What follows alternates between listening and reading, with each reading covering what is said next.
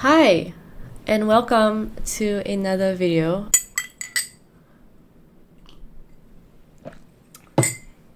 This is my second video filming on a phone, and if the quality sucks, I'm really sorry. I'm still trying to figure out my equipment, and unfortunately I don't really enjoy the cameras I've been using, like borrowing from other people.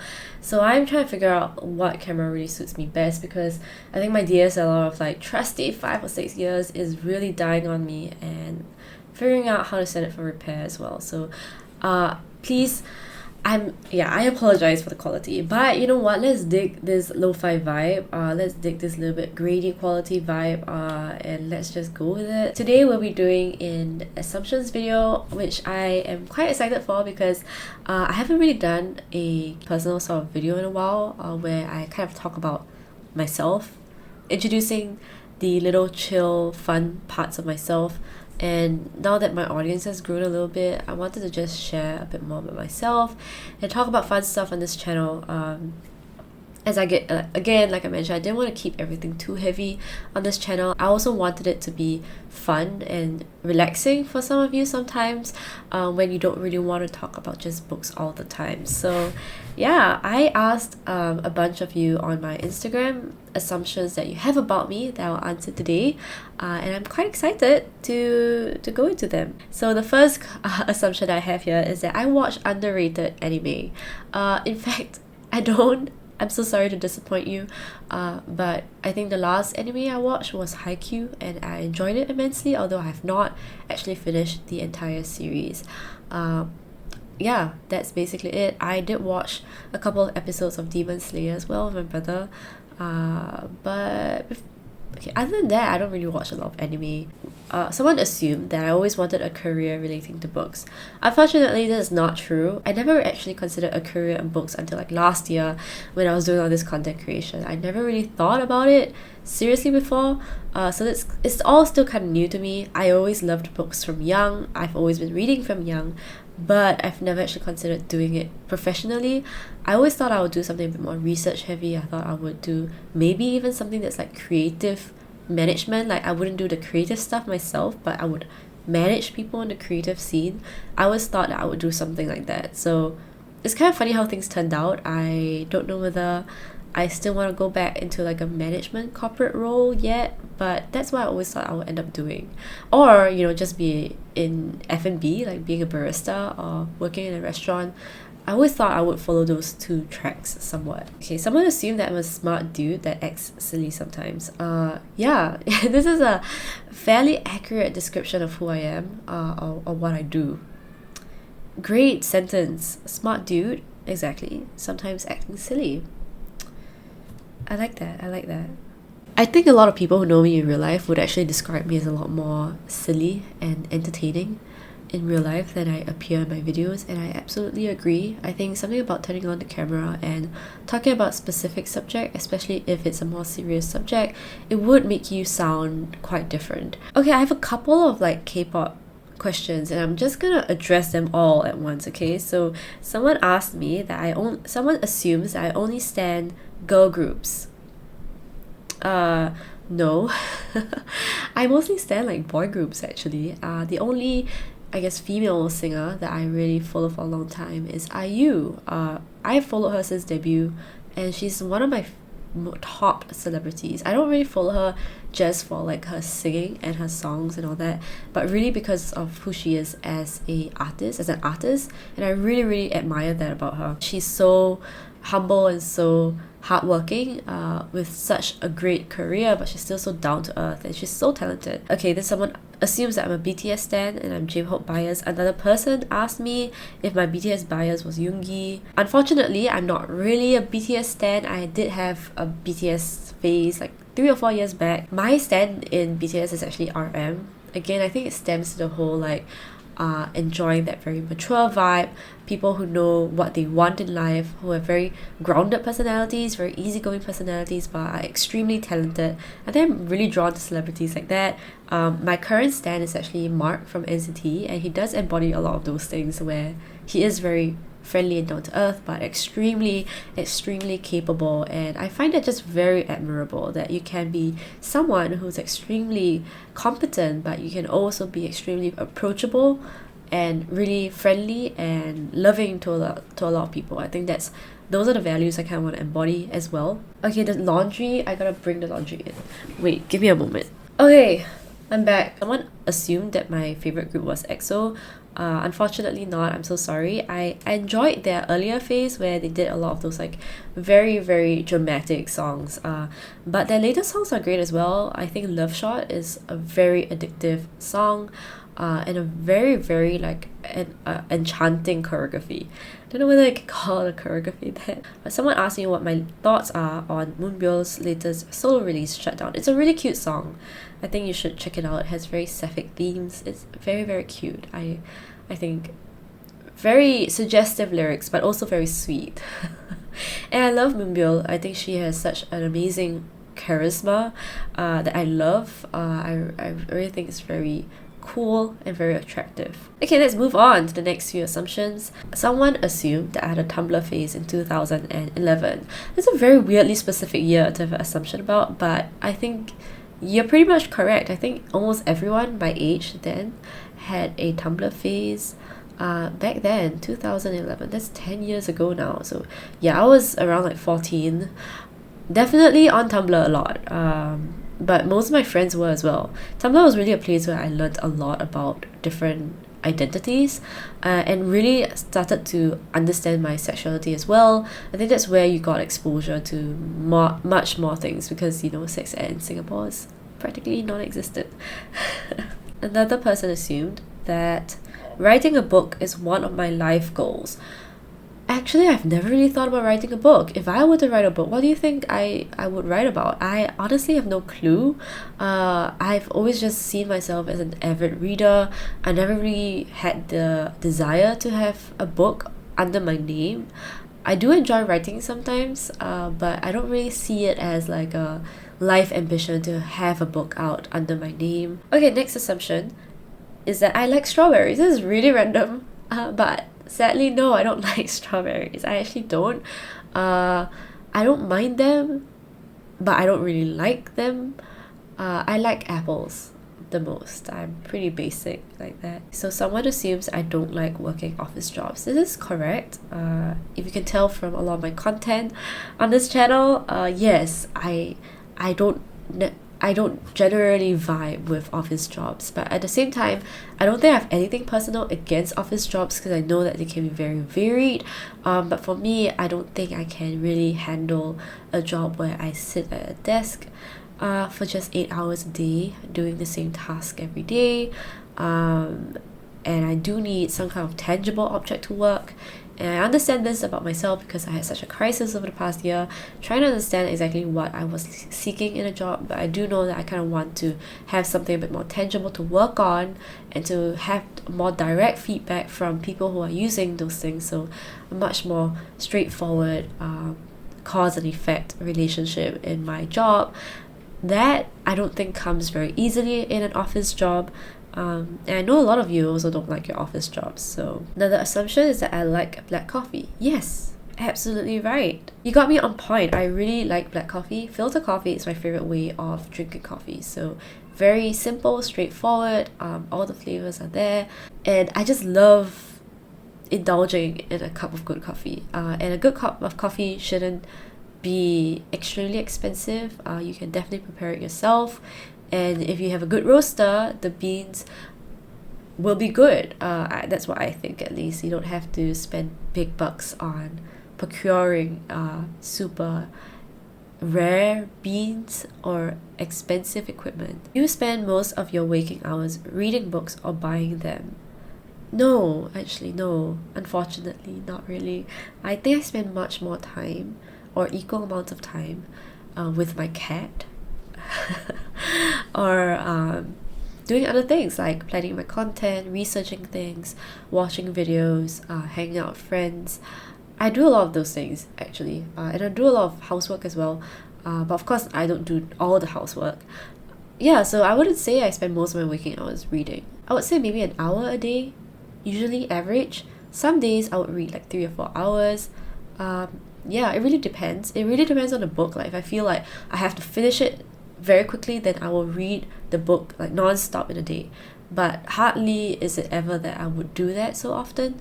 So I'm usually pretty average in my book reading. Okay, based on your videos, I thought you studied philosophy in uni. Very good guess. I actually started wanting to study philosophy in uni. A funny story, I actually told this to my college admissions officer during the interview that I was really interested in philosophy and I wanted to spread the love of philosophy to a lot of people. And I think I was just talking a lot of like, I don't know what I was talking about because I didn't really have a lot of experience in philosophy, but I kind of saw philosophy as a placeholder for, yeah, like wanting to talk about serious issues, theoretical things, spreading ideas and discussing them, debating about them, which is just critical thinking in general. But at that time, I kind of equated that to philosophy.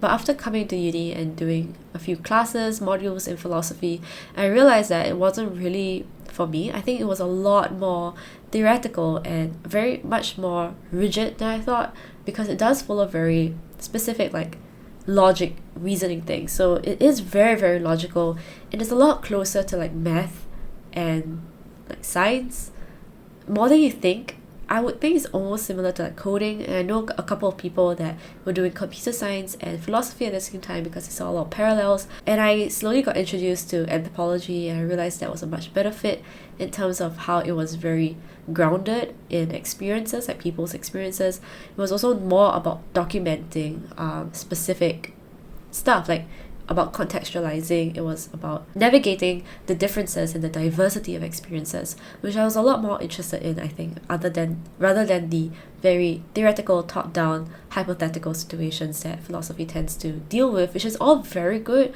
in talking about like moral dilemmas. But I was a lot more interested in real life situations and like very, very specific circumstances. I think I was very much more into that. Yeah, so I eventually did anthropology and psychology as well. Another comment is not really an assumption, but it's a comment saying that this person would have never guessed that I'm a dancer and bookhead dancers are so rare. Actually, in my experience, it's not so rare.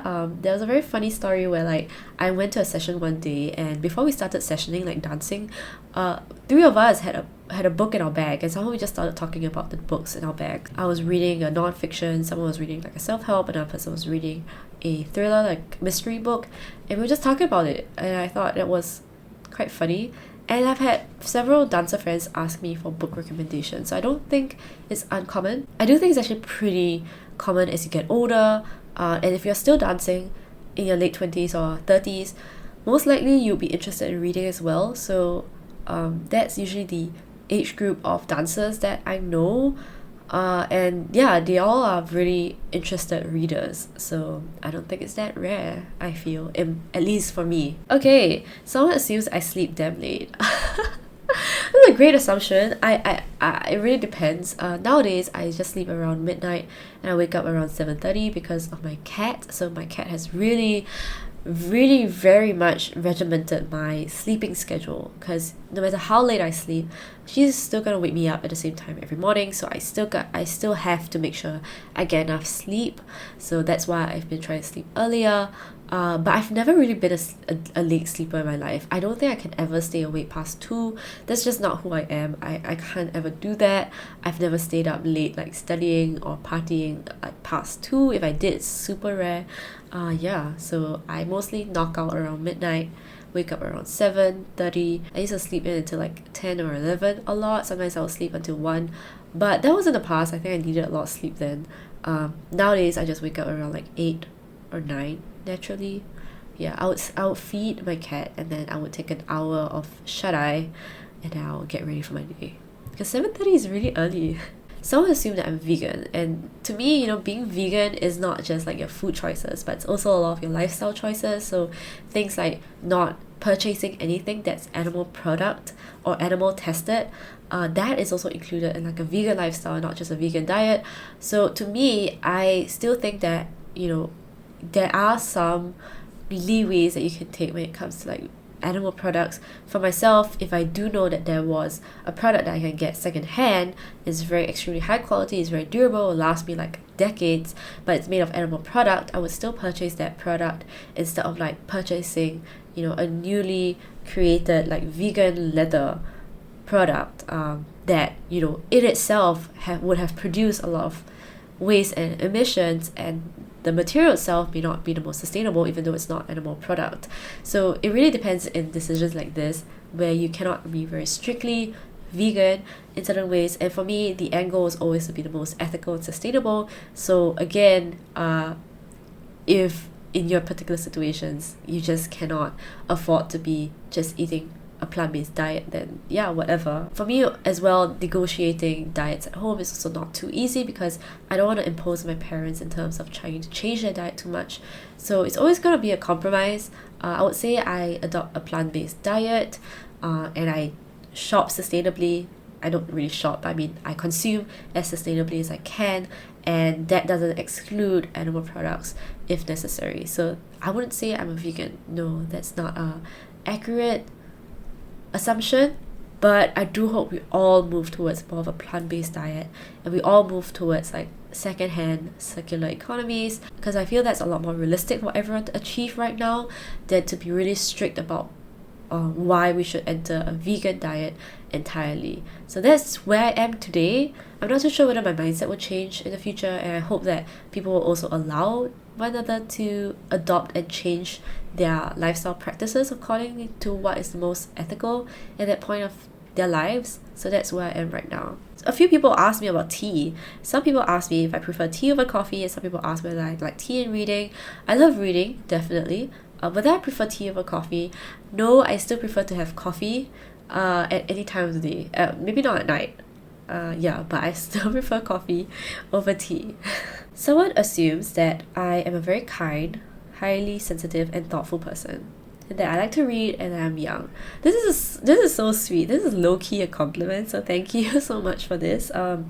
It's really cute. I like it. I appreciate it a lot. The point about being highly sensitive, there's this psychological term about being highly sensitive. I think it's a legit psychology thing. I did read a book by the researcher, and I identified a lot with the traits of a highly sensitive child. Things like being prone to meltdowns a lot more, try keep the desire to find a lot of safe spaces, like quiet spaces, and trying to be alone for most of the time.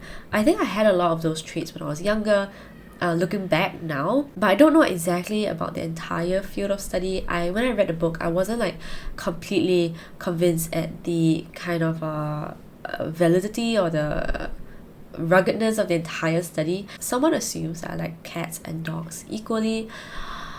Sorry to break it to you, but I am absolutely biased towards cats a lot more. I'm nothing against dogs, they are cute, but I've always loved cats since I was young. Nothing can beat the feeling of a cat like coming up to you and meowing at you. I feel like no matter how cute the dog is, no matter how lovely the dog is, that cat, you know, those ears, those paws, yeah, I feel like I sound so obsessive. Okay, so those are all the assumptions I have for today. Thank you so much for joining me in this video. I hope it was fun. It was really fun for me to make. It was really fun to talk through the different assumptions. Some of them are really random. Some of them a lot of them are about K-pop. So I think a lot of you were very interested in my K-pop interests. And I was actually expecting a lot more like intimidating questions, so I thought a lot of you would dig more into like my thoughts on certain books or certain political beliefs or ideologies, and I'm surprised that a lot of you just kept it really chill, and I'm grateful for that in some way because it was really fun to do. But of course, I'm always open to try and understand more difficult topics on this channel as well, which is what I do normally, so it's fun to take a break once in a while. Yeah. So thanks again for asking all these questions. Some of them are like disguised as compliments. Some of them were compliments disguised as assumptions. So that was really sweet. Thank you so much for sending such good messages my way. They really brightened up my day. Hope you're staying safe do take care. I hope the day is treating you well. If it's not, I do hope you get a good night's rest tonight. You deserve it, and that tomorrow will treat you a lot better. But if it doesn't, it's okay. I still think you are so deserving of so much good care in the world, and kindness and love and whatsoever good vibes I can send your way. So do take care, and I'll see you in the next video. Thank you so much for sticking with me in this nook, this little cozy corner. Thanks for sticking with me, and I'll see you in the next video. Bye.